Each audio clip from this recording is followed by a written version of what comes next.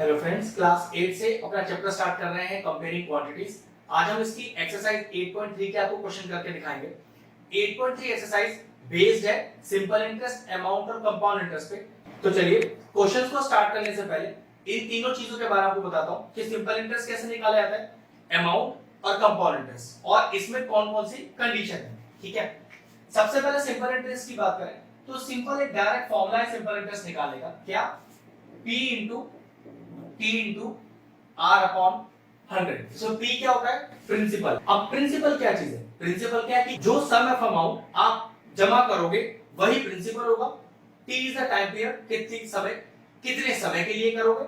R is the rate of interest, और किस percent पे करोगे। ठीक है, अपॉन 100। तो ये तो सिंपल फॉर्मूला है। क्वेश्चन जब करूंगा तो और बेहतर तरीके से बताऊंगा। ठीक है, अमाउंट अब ध्यान रखिएगा, अमाउंट क्या होता है। अगर मैं सिंपल इंटरेस्ट की बात करूं तो अमाउंट होता है P प्लस SI। ठीक है, सिंपल सी बात। यहां तो सिंपल इंटरेस्ट और अमाउंट इजी से टॉपिक था। अब चलिए कंपाउंड इंटरेस्ट, उसके लिए मैं आपको डायरेक्ट फॉर्मूला नहीं बताऊंगा। कंपाउंड इंटरेस्ट निकालने से पहले आपको अमाउंट निकालना सिखाऊंगा। ठीक है, अमाउंट का फॉर्मूला होता है P 1 प्लस R अपॉन 100 की होल पावर n, और फिर मैं आपको CI का फॉर्मूला बताऊंगा A माइनस T। मतलब जब भी कंपाउंड इंटरेस्ट निकालना हो तो पहले आप क्या निकालो, पहले आप अमाउंट निकालो। ठीक है, ये सारी चीज वही है, प्रिंसिपल, रेट ऑफ इंटरेस्ट, और ये देखो n। जबकि टाइम तो t होता है, तो मैं आपको बताऊंगा कि t को n क्यों लिखा गया है, इसका रीजन है यहाँ पर। ठीक है, जैसे मान लीजिए आपने अमाउंट निकाल दिया, फिर CI कैसे निकलेगा, अमाउंट में से प्रिंसिपल माइनस कर दीजिए, आपका CI आ जाएगा। अब सबसे इंपॉर्टेंट नियम ये कि आप टाइम को यहाँ पर n क्यों डिनोट कर रहे हो। तो यहाँ पर तीन अलग अलग केस है, वो तीनों केस हमारे एक्सरसाइज के अंदर है, ध्यान से सुनते हैं। मान लीजिए केस है ईयरली का। ठीक है, बिल्कुल क्लियरली लिखा होगा ईयरली, या फिर लिखा होगा एनुअली, ये दोनों चीज एक ही है। इसमें ध्यान रखना, जो आपका टी होता है, टाइम पीरियड दिया होता है, वो डायरेक्टली एन के बराबर हो जाता है। मतलब जैसे दे रखा है 2 साल के लिए, तो समझ जाना यहाँ पर टी और एन एक है, मतलब डायरेक्ट एन बराबर आप 2 लिख सकते हो, क्योंकि फॉर्मूले में एन लिखा हुआ है ना, टी तो है नहीं। टी क्यों नहीं है, ये बस आपका अगला पार्ट है। ठीक, अब मान लीजिए यहाँ ईयरली ना होता और क्या लिखा होता, मान लीजिए लिखा होता हाफ ईयरली, तो क्या चेंज आता। तो समय देखो कैसे दिया होगा क्वेश्चन में, समय दिया होगा आपको 1.5 ईयर। ठीक है, जिसको आप टी मान रहे हो, लेकिन दिक्कत क्या है, हाफ ईयरली दिया हुआ है ना, हाफ ईयरली का मतलब 6 महीने।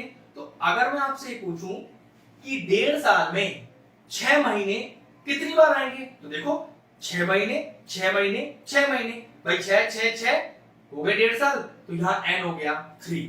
हमेशा ध्यान रखना, जब भी आपको ईयरली गिवन होगा तो जो समय आपको दिया है टाइम, 2 साल 3 साल 1 साल, वो डायरेक्टली n हो जाएगा। लेकिन अगर आपको क्वेश्चन में हाफ ईयरली वर्ड लगा के दिया हो, तो ध्यान रखना गिवन समय को आपको 6 के इंटरवल्स में तोड़ना है। जैसे मान लीजिए आपको 2 साल दिया होता, तो n कितना हो जाता, 6 महीने 6 महीने 6 महीने 6 महीने, मतलब 2 साल में 6 महीने 4 बार आएंगे, तो यहां मैं n को 4 लिख देता। 2.5 इयर्स, तो भाई 6 महीने 2.5 साल में कितनी बार आएंगे, 5 बार आएंगे, तो n 5 हो जाता। मान लो टाइम ही आपको 6 महीने दिया होता, तो 6 महीनों में 6 महीने कितनी बार आएंगे, एक ही बार आएंगे ना, तो n उस केस में 1 हो जाता। तो ध्यान रखना t और n हाफ ईयरली वाला केस, और अब जो मैं नेक्स्ट आपको क्वार्टरली बताने जा रहा हूं उसमें ही चेंज आता है। नेक्स्ट मान लीजिए आपको दिया हुआ है क्वार्टरली। अब क्वार्टरली भी क्या चेंज आता है, क्वार्टरली का मतलब होता है 3 महीने। हमेशा ध्यान रखना, एक साल में 4 क्वार्टर होते हैं, 3 महीने के। ठीक है, तो एक साल में 4 क्वार्टर 3 महीने के। अब मान लो आपको टाइम कितना दिया हुआ है, मान लीजिए आपको टाइम दिया हुआ है 9 मंथ्स, तो ये 9 मंथ्स तो टी है, लेकिन क्योंकि हमें क्वार्टरली दिया है तो चेंज करना है। मतलब 9 महीनों में 3 महीने कितनी बार आएंगे, मैंने बोला था ना क्वार्टर में 3 महीने दिए जाते हैं। जैसे हाफ ईयरली में 6 महीने का स्लॉट होता है, ऐसी क्वार्टरली में 3 महीने का स्लॉट होता है। तो 9 महीनों में 3 महीने कितनी बार आएंगे, तो आपको 3 और 3 बार आएंगे। तो यहाँ डायरेक्टली n का वैल्यू क्या हो जाएगा, 3 हो जाएगा। मतलब टाइम तो आप 9 महीने लिखोगे, जो फॉर्मूले में n है वहां आप n को लिखोगे 3। और बताता हूं, मान लीजिए आपको 1 साल दिया हुआ है, टाइम दिया हुआ है 1 ईयर, ठीक है, लेकिन दिया क्वार्टरली है, तो चेक करो कि 3 महीने एक साल में कितनी बार आएंगे? तो पक्की बात 4 बार आएंगे ना, 3 महीने 3 महीने 3 महीने 3 महीने, हो गया पूरे एक साल। लेकिन 4 बार आए तो यहाँ पर डायरेक्टली एन का वैल्यू क्या हो जाएगा?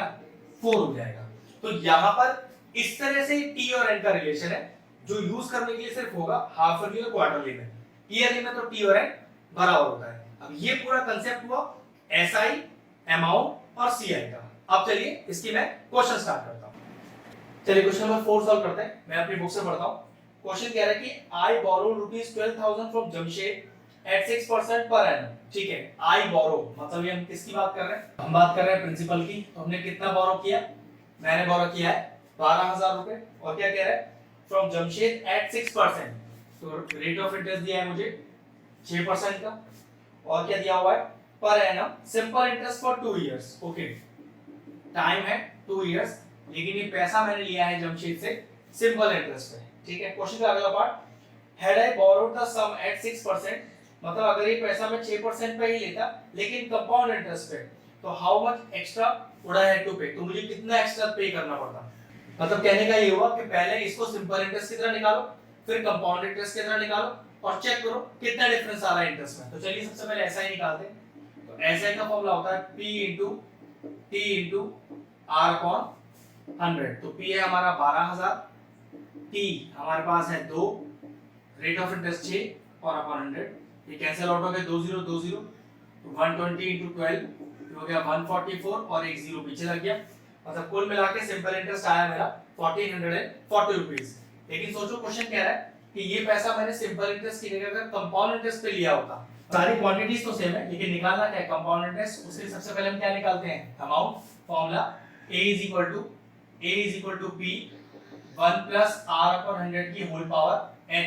तो A is equal to 12,000 1 plus R है 6% upon 100 की होल पावर 2। अगला स्टेप देखिए, तो 12,000 ये हो जाएगा 106 upon 100, एलसीएम ले लिया, पावर में 2 है तो 2 बार मल्टीप्लाई कर दिया। अब बस क्या करना है? मुझे इसे सॉल्व करना है। तो सॉल्व करके आ रहा है 13,483 रुपीस और 20 पैसा। अब निकालते हैं सीआई का फॉर्मूला A माइनस P, मतलब 13,483.20 पैसा माइनस P कितना है? 12,000। तो ये माइनस कर कितना आया? आ रहा है 1,483 रुपीस और 20 पैसा। अगर क्वेश्चन को फिर से एक बार चेक करें, मांगा क्या आंसर? क्वेश्चन कह रहा है कि what extra amount would I have to pay. अगर मैं सिंपल इंटरेस्ट पैसा देता तो 1440 रुपीस देना पड़ता। अब कंपाउंड इंटरेस्ट आ रहा है 1483.20, तो कितना एक्स्ट्रा हो गया? तो एक्स्ट्रा के लिए क्या करें? माइनस कर देते हैं। तो 1483.20 पैसा में से माइनस कर दीजिए 1440, तो हमारे पास कुल आ जाएगा 43 रुपीस और 20 पैसा। मतलब अगर ये पैसा मैं कंपाउंड इंटरेस्ट पे लेता तो मुझे 43 रुपीस 20 पैसा एक्स्ट्रा पे करना पड़ता है इंटरेस्ट। क्वेश्चन फिनिश हुआ। अगर हमारे व्यूअर्स को हमारे वीडियोस पसंद आ रहे हैं तो हमारे चैनल को सब्सक्राइब कर लें और साथ में लगे बेल आइकन को भी हिट कर दें। आपको अगर मैथ से जुड़ा कोई क्वेरी है किसी भी क्लास के लिए तो वो आप मुझे व्हाट्सएप कर सकते हैं, जो नीचे नंबर आ रहा है। आपका जो सोल्यूशन है मैं जल्दी से जल्दी देने का कोशिश करूंगा।